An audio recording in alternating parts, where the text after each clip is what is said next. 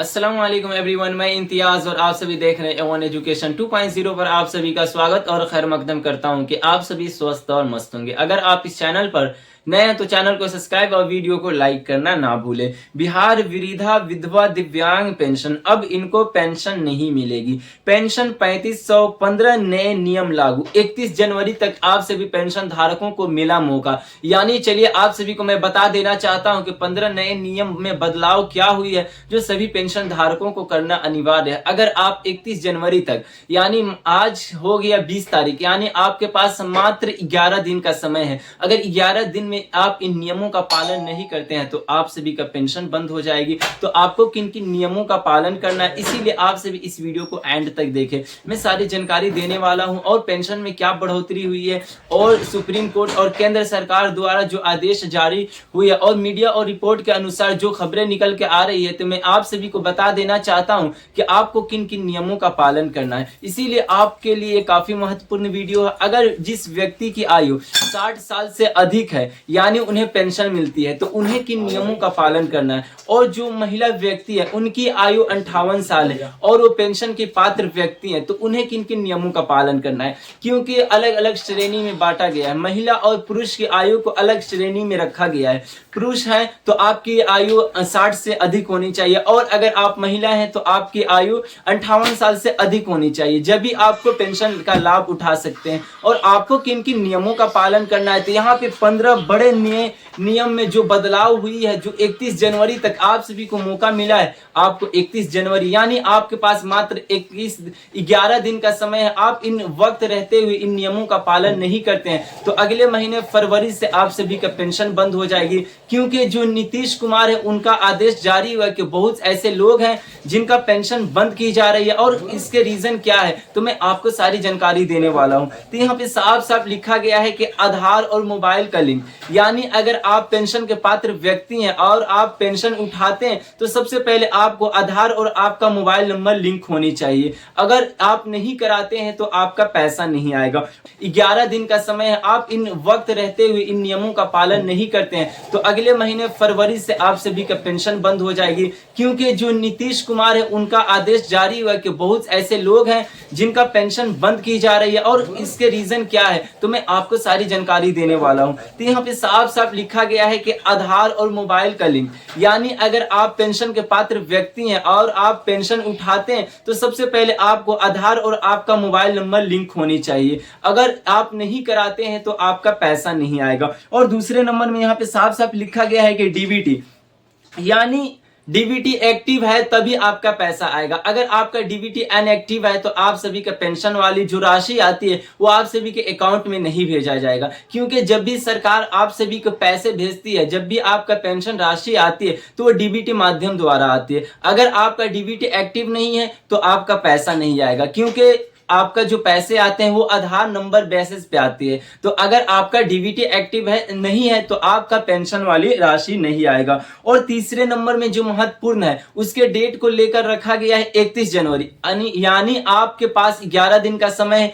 आप अगर life certificate जमा नहीं करते हैं तो आपका पेंशन कोई भी आप सरकारी लाभ नहीं उठा सकते। क्योंकि सरकार का कहना है जो व्यक्ति सरकारी लाभ उठा रहे हैं, सरकारी स्कीम का फायदा उठा रहे हैं, उनको इन नियमों का पालन करना है। तो अगर आप जीवित व्यक्ति हैं, आपको पेंशन का लाभ मिल रही है, तो आपको सबसे पहले बैंक में जाकर जीवन प्रमाण पत्र जमा करना है, यानी लाइफ सर्टिफिकेट। और इसका जो डेट रखा गया 31 जनवरी, अगर 31 जनवरी 2026 तक आप जमा नहीं करते हैं तो आप सभी के अगले महीने फरवरी से पेंशन बंद हो जाएगी। ये आदेश जारी हुआ है और सरकार खुद कह रही है कि अगर आप इसमें पकड़े जाते हैं और जांच चल रही है, अगर जो व्यक्ति के बैंक में जीवन प्रमाण पत्र जमा नहीं है तो उन सभी का पेंशन को बंद कर दिया जा रहा है। और चौथे नंबर में जो लिखा गया है वो उम्र की जांच, यानी अब जो भी आपको पेंशन मिलती है आपके डिजिटली तरीके से आप सभी की उम्र की जांच होगी। क्योंकि सरकार जब भी अपने कर्मचारियों के आपके घर पे भेजती है तो कोई व्यक्ति फर्जी तरीके से अपनी आयु को बता देते हैं। इसीलिए सरकार का कहना है कि अब डिजिटल तरीके से हम सभी व्यक्ति पेंशन धारकों की उम्र की जांच करेंगे। यानी जब भी आप डॉक्यूमेंट देते हैं तो वहां पे सारा डॉक्यूमेंट आपका होगा और सरकार उसी डॉक्यूमेंट से डिजिटली तरीके से आप सभी का पेंशन और आप सभी की आयु को जांच करेगी। अगर आप फर्जी तरीके से वहां पे लाभ उठा रहे हैं तो आपको वहां के पेंशन से नाम को काट दिया जाएगा। और यहाँ पे लिखा गया है कि मृत्यु के बाद पेंशन बंद। इसका सरकार का कहने का मतलब है जिस व्यक्ति की मृत्यु हो जाती है यानी उनके घर वाले पेंशन ना ले, क्योंकि सरकार इस पे जांच कर रही है। और बहुत से ऐसे लोग हैं, अगर आप बिहार और यूपी का डेटा उठाकर देख सकते हैं तो बहुत लोग इसमें फर्जी तरीके से पकड़े गए हैं, क्योंकि उन्होंने उनके फैमिली जैसे उनकी मृत्यु हो जाती है तो उनके घर वाले उनका पेंशन का लाभ उठा रहे हैं। तो इसीलिए सरकार का कहना है कि पात्र व्यक्ति तक पेंशन का लाभ नहीं मिल पा रही है और उनके घर वाले इसका लाभ उठा रहे हैं। तो आप जिस व्यक्ति की मृत्यु हो गई है तो उनके घर वाले का फर्ज बनता है कि वो जल्द से जल्द पेंशन का बंद करवा ले। और यहाँ पे लिखा गया है कि विधवा पेंशन पर रोक। अगर जो महिलाएं विधवा थी अगर पूर्ण विवाह कर लेती हैं तो वो जल्द अपना पेंशन बंद करा ले, क्योंकि सरकार का कहना है कि सही व्यक्ति और पात्र व्यक्ति को ही पेंशन मिले, ना कि कोई फर्जी तरीके से अगर पूर्ण विवाह कर लेती हैं महिलाएं तो उनको पेंशन नहीं मिलेगी। अगर पेंशन अगर मिलते पकड़ी जाती है, अगर पेंशन लेते पकड़ी जाएगी तो उन्हें पेंशन प्लस रिकवरी दोनों करना होगा। और उन्हें सख्त आदेश आया है कि ऐसे मौके पे पकड़े जाने पर उन्हें सख्त कार्रवाई की जाएगी। और यहाँ पे लिखा गया है कि विकलांगता यानी जो डिसेबिलिटी है, जो दिव्यांग है तो उनकी 30 और 40 से नीचे उनके डिसेबिलिटी होनी चाहिए। अगर उनकी विकलांगता 30 से 20 के नीचे है तो उनको पेंशन नहीं मिलेगी। अगर वो फर्जी तरीके से मेडिकल सर्टिफिकेट लगाकर पेंशन का लाभ उठा रहे हैं तो उनको भी सरकार दंड और पेंशन प्लस रिकवरी दोनों करना होगा। और यहाँ पे लिखा गया है कि जीरो बैलेंस यानी जिस व्यक्ति के अकाउंट में जीरो बैलेंस है, क्योंकि बहुत से ऐसे